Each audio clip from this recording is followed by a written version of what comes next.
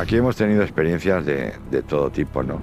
Desde avistamientos a alta altura, de luces incluso con las que hemos interactuado con ellas, con láseres, haciéndoles intermitencias, ellas respondiendo, haciendo intermitencias también.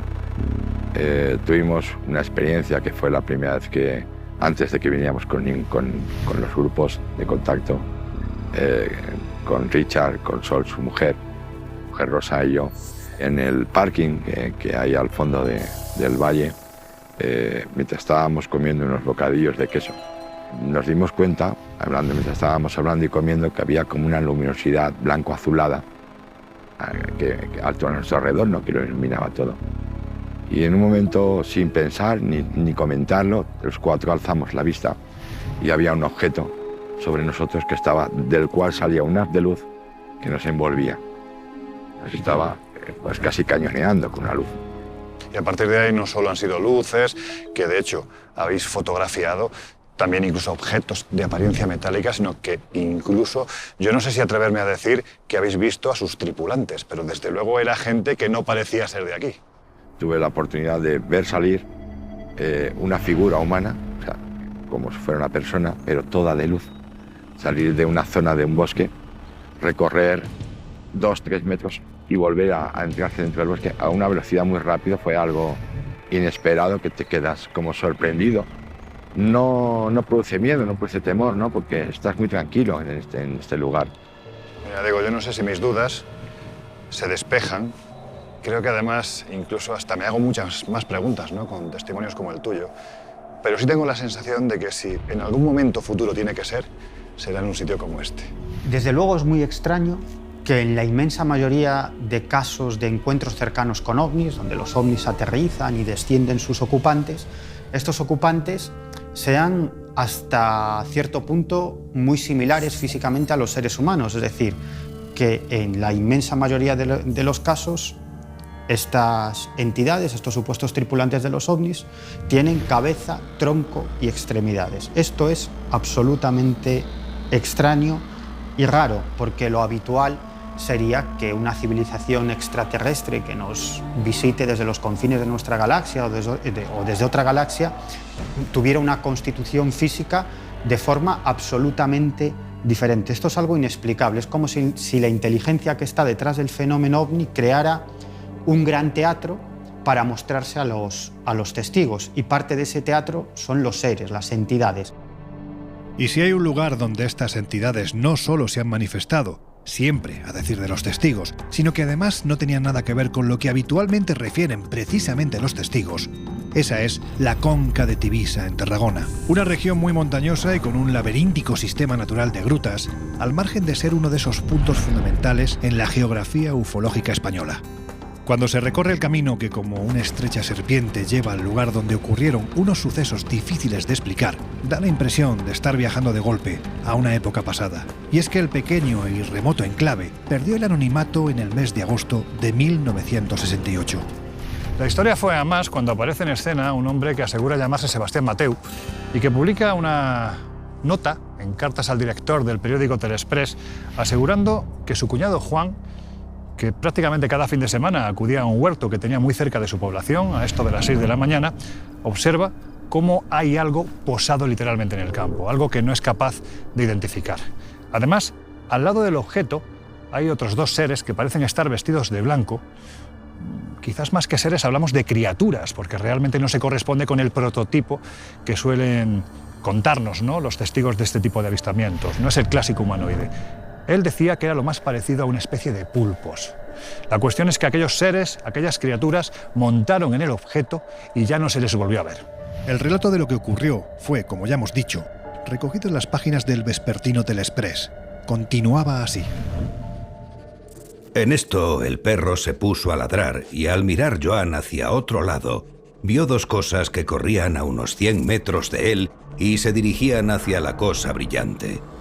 Dice que eran como unos grandes pulpos, ya que tenían 4 o 5 patas y 1 metro de altos y de color muy claro, algo tan repugnante que Juan cayó en el suelo medio desmayado, y lo último que vio fue que los dos pulpos se metieron por debajo de aquella media sandía brillante, y por ello comprende que no tocaba el suelo. Todo esto me lo dijo varias veces y estaba temblando en la cama. No sabía qué pensar, pues mi cuñado es incapaz de una broma, ya que es un hombre de trabajo y siempre muy serio. Así que fui donde me dijo mi hermana que estaba Lo Brillante, a 1 kilómetro más o menos de la casa. Estuve media hora y no vi nada. Solo en el suelo había como una gran mancha negruzca y las malas hierbas quemadas. Un poco más allá había otra parecida. A unos 200 metros había otra, pero se notaba mucho menos, como si el fuego encendido fuera muy anterior. Mi cuñado no sabe leer y ni está enterado del tema de los platos voladores. Por eso le creo en todo y por todo, ya que no puede haber sido ni un sueño ni imaginación. ¿Qué es lo que pasa? ¿Es que estos seres han bajado en este mismo lugar? 2 de las manchas son muy visibles, casi recientes, pero la otra queda borrada y se nota que tiene más días.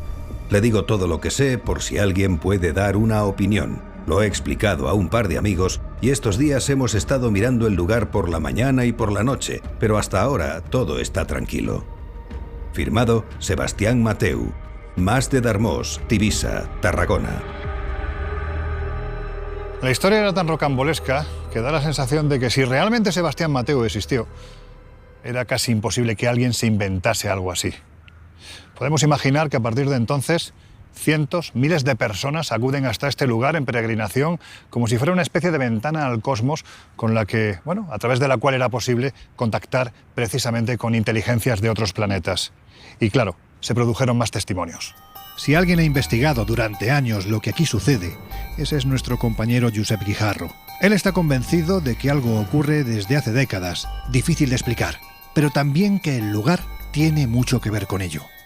La verdad, Josep, es que la subida, es un poco complicada. Yo me imagino en su tiempo a cientos, me imagino que incluso a miles de personas subiendo por aquí, precisamente a raíz de las investigaciones que había desarrollado el que por aquel entonces era el mayor experto en este asunto, ¿no? Julio Roca Montañola, que llegó a decir que tenía el testimonio de unos pilotos civiles que hablaban de una serie de energías extrañas que estaban en esta región, ¿no? En la comarca de las Concas de Tivissa y que tenían que ver con los fenómenos que se producían, ¿no?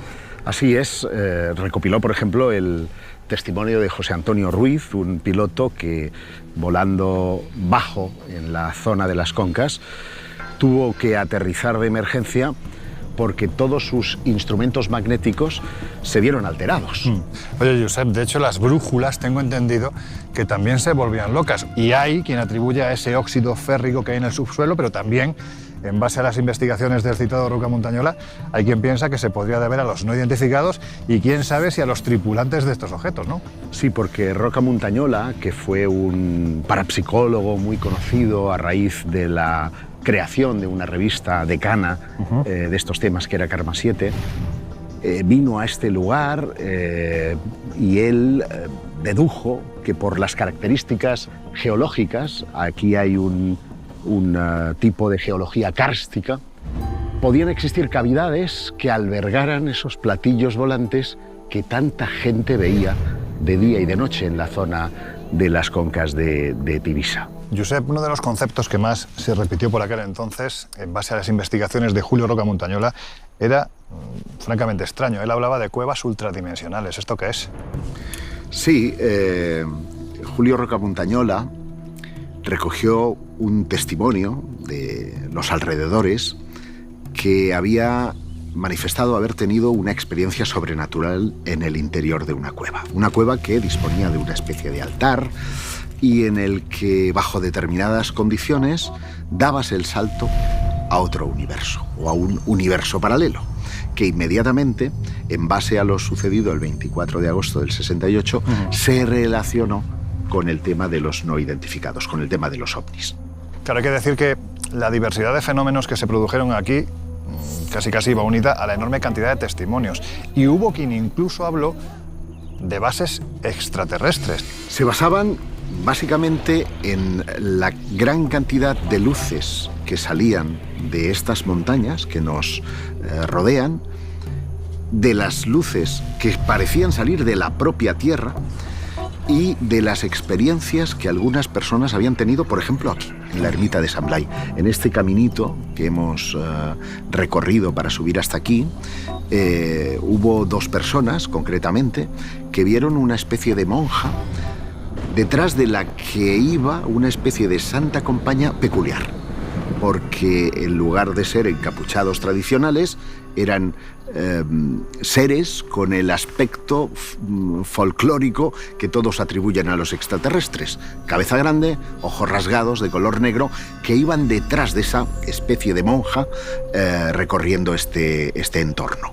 Todas esas cosas una imagen extraña, ¿no?, contribuían a ensanchar el mito, porque eran muchos los que te hablaban de presencias extrañas, seres luminiscentes, santas compañías particulares. Todo aquello contribuía enormemente a pensar que los extraterrestres tenían una base aquí. Josep, tú has investigado en profundidad este asunto para muchos de los libros que has publicado, ¿no? La Guía de la Cataluña Mágica sería un buen ejemplo de ello.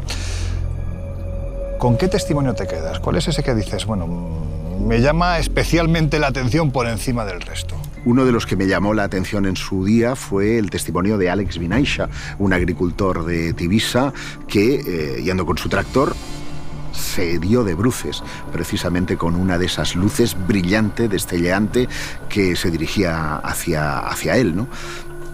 Es un hombre de pueblo, es un hombre tranquilo, es un hombre ajeno completamente a este tipo de fenómenos que cuando rememoraba aquella historia lo hacía con nerviosismo, tocándose las manos, como que realmente había vivido algo realmente desgarrador. Que le había dado miedo, ¿no? Claro, si yo te pregunto, es la pregunta difícil de siempre, ¿no? Pero si te pregunto, ¿tú qué crees que ocurre en Tivissa? Si es que realmente ocurre algo, ¿qué me dirías? Hombre, que ocurren cosas es más que evidente. Claro, la pregunta es ¿por qué se tiene que relacionar al fenómeno extraterrestre? Bueno, pues básicamente porque hay luces que vienen del cielo y que son inexplicables y que no son aviones ni tienen una explicación convencional, no son astros. Si no son astros y no son aviones, la imaginación popular inmediatamente las relaciona con ovnis, y los ovnis, nos guste o no nos guste, son igual a nave extraterrestre. Extraterrestres. Los jueves a las 10:30 en D-Max.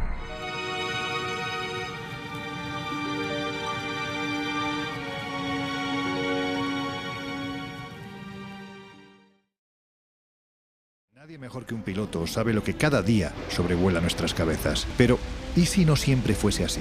Si hay alguien que puede tener una experiencia ovni privilegiada, esos son precisamente los pilotos, ¿no?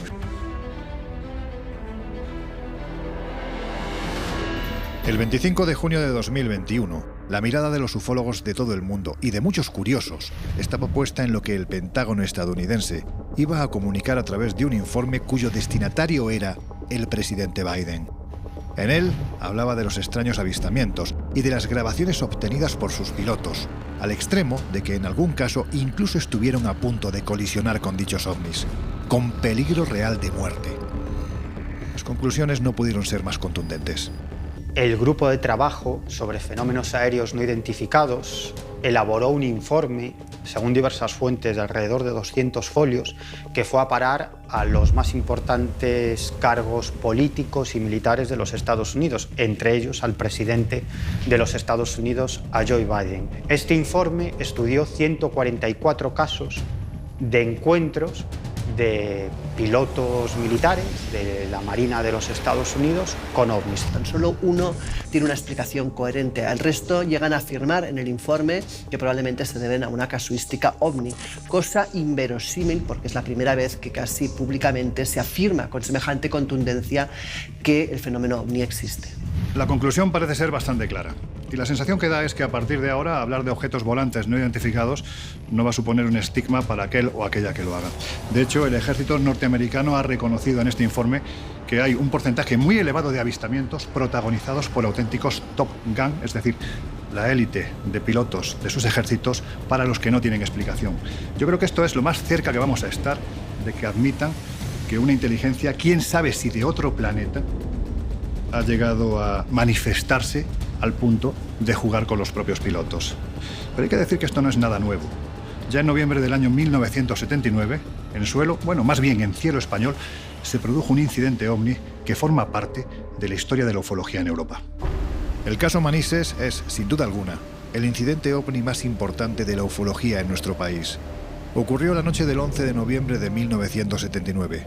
El comandante Javier Lerdo de Tejada, un piloto con muchas horas de vuelo en sus casi 15 años surcando los cielos del planeta, se tuvo que enfrentar esa noche a algo que nunca antes había visto.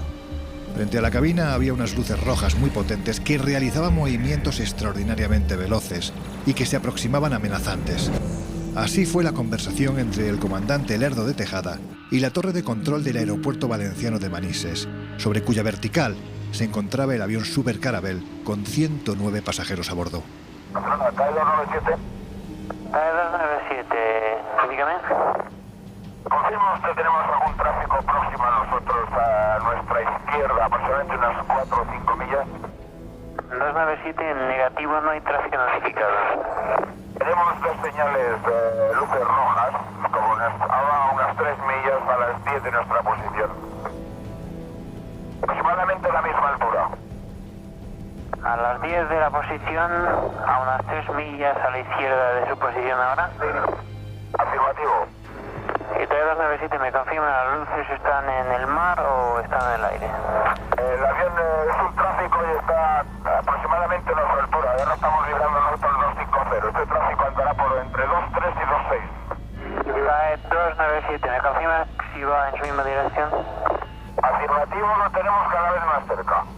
La situación se volvió tan extrema, el riesgo de colisión era tan real, que el comandante Lerdo de Tejada tomó la determinación de realizar un aterrizaje de emergencia en el aeropuerto militar de Manises. Algo único en la historia de España. Barcelona, TAE 297, he incrementado el rate de ascenso a través de 280 y el tráfico sube mucho más rápido que nosotros y se acerca cada vez más.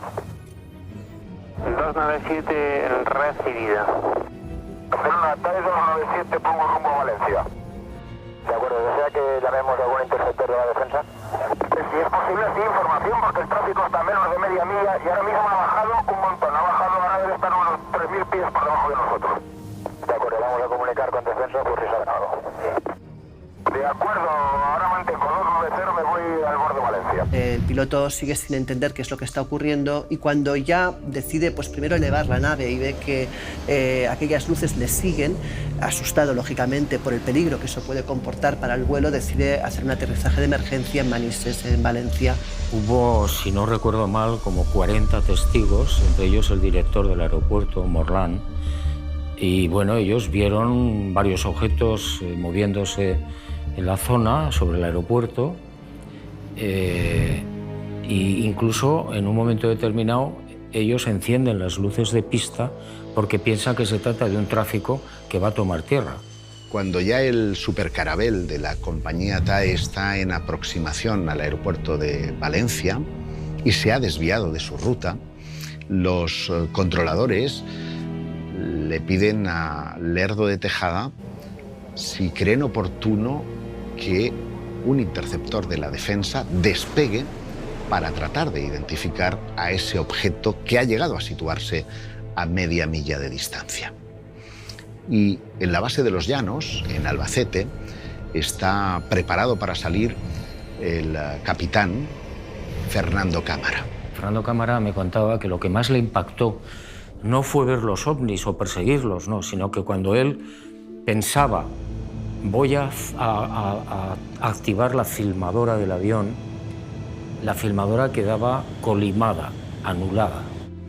Y decía, es imposible, si yo desde que lo pienso al momento que activo la filmadora pueden ser centésimas de segundo. Ya lo sabían o me leían el pensamiento y colimaban, anulaban la filmadora. La geometría de armamento exactamente igual, el radar exactamente igual, todo. Eso fue lo que más le asustó a Cámara. Uno de los testigos de excepción de aquella inolvidable noche fue el director del aeropuerto de Manises, el señor Manuel Morlán. Hace bastantes décadas que no concede entrevistas a los medios de comunicación y precisamente por eso mismo nos hemos ido a hablar con él. Don Miguel, ¿qué cargo desempeñaba usted en el mes de noviembre del año 1979? Director del aeropuerto de Valencia. Por lo tanto, podemos decir que era usted la máxima autoridad civil del aeropuerto. Sí, sí. ¿Qué se le pasa a usted por la cabeza cuando de repente le comunican que hay un avión con 100 pasajeros a bordo que se ve obligado a aterrizar en el aeropuerto que usted dirige porque le están persiguiendo unos ovnis? ¿Qué se le pasa a usted en ese momento por la cabeza? Me llamaron, ¿sabes? Y me dijeron eso, que había los ovnis estos que les pegaban las pasadas para arriba y para abajo, que iba a más de 10.000 kilómetros por hora, que les sabe, y entonces que subían, que bajaban y que entonces se habían asustado los pilotos y que habían cambiado rumbo a Manises, por lo cual cuando vino ya teníamos preparada la pista, teníamos todo preparado. Lo que tenía que hacer era dejar la pista limpia para aterrizar el avión. Se habló en algún momento de la visión de un objeto, pero realmente había más, ¿no? Bueno, eran la nave y los 4. Estamos hablando, por lo tanto, de 4 objetos. No, de 5. De 5 objetos. Claro. Lo que pasa es que de los 4, 2 fueron los que siguieron a cámara y los otros 2, uno se fue hacia Madrid y el otro se fue hacia Palma, porque los del radar de Palma lo vieron allí. De lo que le voy a preguntar ahora se ha escrito muchísimo. Yo creo que si hay alguien que me puede sacar de dudas es usted mismo. ¿Fueron detectados estos objetos por el radar? Sí, claro, de Itana. Sí, yo ya, cuando llegó el avión ya lo sabía, porque yo inmediatamente, nada más salir, solamente en cuanto llegaron los ovnis encima de Palma y giró, ya inmediatamente me llamaron y dio la casualidad que en ese momento estaba yo en la oficina de tráfico del aeropuerto por la noche. ¿Y esos objetos en el radar se veían, esas evoluciones que hacían? Sí, todo. En el radar de Itana. Miguel, entonces entiendo que la decisión de solicitar un scramble, es decir, que un caza saliera en misión de intercepción de este objeto desde la base de los Llanos, fue suya. Sí, claro. ¿Y qué fue lo que ocurrió durante el vuelo de ese caza? ¿De ese caza? Hombre, pues cámara siguió a 2, porque los otros 2, ya te digo que se fue uno para un lado y otro para otro, ¿sabes? Y entonces lo siguió y entonces cámara llegó hasta Tortosa, luego hicieron a Mahón y vuelta para acá, ¿sabes? Y entonces ya llegó un momento que cogió y se estaba acabando el combustible y se fue.